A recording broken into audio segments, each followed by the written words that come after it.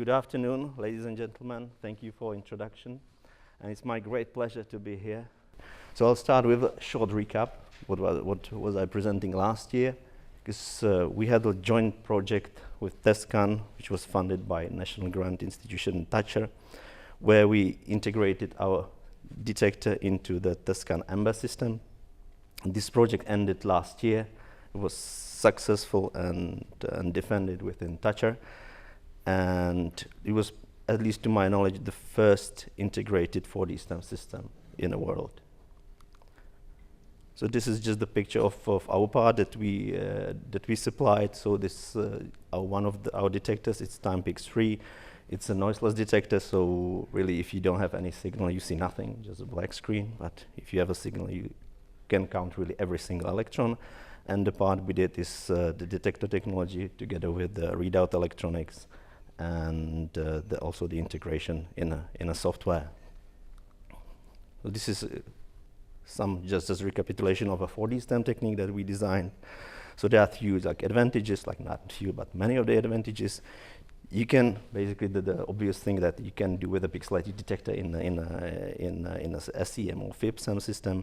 You can virtually segment the detector, so you can choose any segment on the detector and just count the electrons within that segment. So this is the example of a HADAF segment, which were taken inside of the TESCAN system.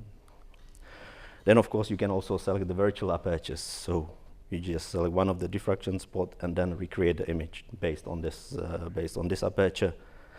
And of course you have diffractogram for every single pixel of your image. So basically after the acquisition, which can be really fast, so this was within 1 minute, you end up with a huge data set where you have all the information. So these are all these perfect things that you can achieve with the detectors, but there are also some cons, because usually it takes quite a long time before you process the data, because you have you can end up with some terabytes of data, and it's really time consuming to process it. So you just receive the data tsunami, but then it needs some time to process it. Because you need to sort all the events, because we are detecting every single electrons, to bin it, and then of course recreate the image. So basically we were in the need for speed. So what we created this year is this. It's not important what you're looking at, the sample, because it should be golden nanoparticles, but during our experiment we end up with an unknown sample. And these are quite fresh data which were measured last Friday on UPT in Brno. So thank you for your support for this. And it's not about the sample, but about the acquisition mode. So this is not a STEM image from the STEM detector. This image is from our pixelated detector, and it's really a live image. So the sample is unfortunately unknown, but we will do better next time. And to use the dwell time of 760 nanoseconds only. So you have really live image. The energy was 30 kV, quite normal current of 25 picoamperes, and this is mode in HADAF. So normally what usually took more than 10 or 15 minutes is now done within the fraction of seconds. So really use the pixelated detector as a standard STEM detector, on top of course all the advantages that I mentioned previously.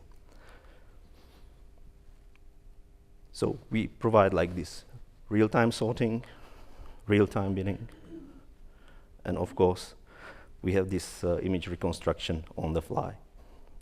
So now we'll talk how is it done.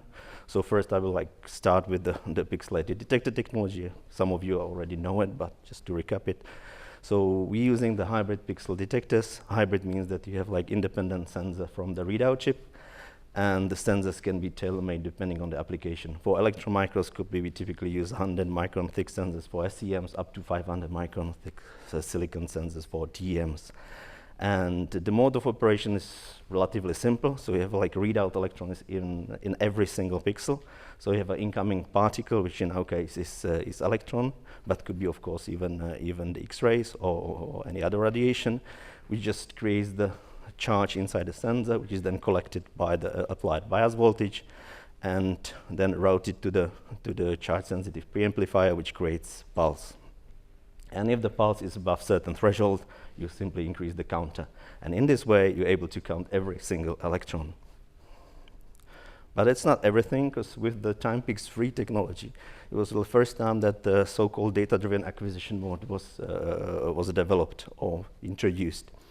So you're not taking the frames as like with any other camera, but you're really taking every single electron that hits your sensor. So it's called like data-driven, because really once there's electron, you time tag it with some like timestamp. You indicate the position within the pixel matrix. You add also the estimate of its energy, and you directly route it out of the chip. So you end up with the stream of individual electrons. We have the timestamp and the position mark. And of course, you need to process this data stream. So how is it done? So apart from like getting one of our detectors, you need to start with applying the mask, because normally you're creating all the masks for the virtual segmentation after in the post-processing. But this chip has also the possibility to load the mask into the chip directly. So you can, prior of your acquisition, select the mask you want, anyone actually, because every single pixel of our detector can be masked or unmasked. So it's totally up to the user. So you load it to the detector, then set the acquisition parameters like dwell time, resolution of your image, and that's it, and start the scan. So for this really fast acquisition, you need some kind of external synchronization, or internal in the case of like a few electron microscope vendors, which could be where we can use like their own scanning generators. And we do scanning basically per line. So one line is for our one acquisition, and we start line by line. And these are our individual acquisition, and basically we know immediately like that this line has so many pixels, so we just sort all the events, bin it, and then directly sum all of the pixels, and then we route it to our dedicated acquisition software or visualization software, which is shown here. So we started like with the modest conditions, like with the dwell times of 3.1 microseconds, if I read it correctly. And this is like bright field mode, and we use like pretty low current just to be sure that we don't have any overflow. So we set like 6.3 picoamps, and then we end up with this live image. Then dark field of the same sample looks like that. So we just change the mask and then get the dark field, and high angle annular dark field looks like that. And of course, like it was like first attempt, we were pretty happy that we got the image. So we started to shorten the acquisition time and also increase the current to get like the same amount of electrons per second.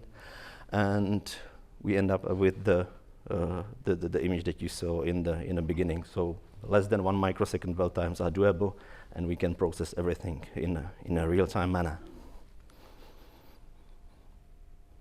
And here are just the things that we able to do, that we enable using this technology. So basically, the main like thing is that you don't need like standard stem anymore, because like if you have our detector, the 4D stem, it can be also used for stem detection, standard stem detection. And of course, you can fine-tune your segments as you wish, because as I said, like you can mask or unmask every single pixel. And in this way, you can just set the contrast depending on your sample. These are just some examples of the NAND chip memories, which are sometimes difficult to visualize, all these thin layers, but just by careful selection of the areas that we integrate, we're able to see that. And this is just one of the examples where we mounted the detector not in the stem mode, but as DBS detectors next to the pole piece, and you can do exactly the same thing with the same detector, which is not really big and can be placed anywhere in the SEM chamber. Of course, the same thing applies also for TM, but here I'm talking about just TMs. So this is just the description of our product. It's quite small. It can be seen like on our booth, or maybe I have it here as well. Yeah. So maybe it's that big. So this is the only thing that needs to be in your chamber. Then the readout electronics is outside, and they are just the parameters, that the pixel pitch and everything like that. I think I can skip it. This can be shown on our webpage or on our booth. And of course, it's not only about the software development, but also about hardware development. So currently, we created like 2 new versions of the Timepix 2, which is the frame-based detector, where we can achieve like up to 5,000 frames per second at the full resolution. And it has dual counters, so basically you don't have any dead time. And the detector to the right is the new Timepix 4, which is a much larger chip than the previous one. It has like 512 times 448 pixels, and it's also much faster than the Timepix 3. And we're currently evaluating these 2 detectors. So I come to the conclusion. So last year we successfully finished the further mentioned the joint project with Tescan. And this year we managed to implement our real-time sorting and binning pipeline inside our SDK, which is now available. And we're preparing new detectors lineups and also some quad sensors based on Timepix 2 and Timepix 3. And just to a few words about our company.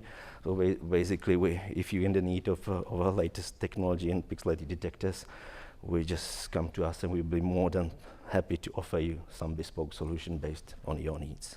So that's it, and thank you very much for your attention.